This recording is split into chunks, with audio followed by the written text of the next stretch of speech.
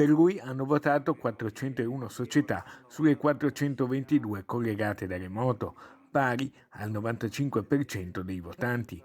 Un plebiscito in un'elezione bulgara è quello che ha confermato il mestrino Giuseppe Ruzza alla presidenza del Comitato regionale Veneto della Federazione Italiana Gioco Calcio, Lega Nazionale Dilettanti. Delle 671 società aventi diritto di voto hanno partecipato all'assemblea in modalità di videoconferenza 422 club, pari a circa il 63%. Dunque quorum raggiunto e votazione valida.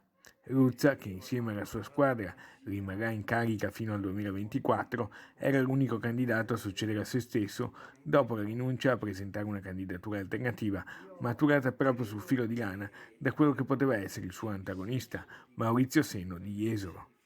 La soddisfazione per questo terzo mandato è tantissima, ha detto Ruzza. Evidentemente le società hanno apprezzato il lavoro che abbiamo svolto fin qui. È fondamentale lavorare in sinergia con i club. Per questo uno dei primi punti del programma che attueremo sarà la creazione di una consulta che non sia solo sportiva, ma anche formata da esperti e tecnici esterni.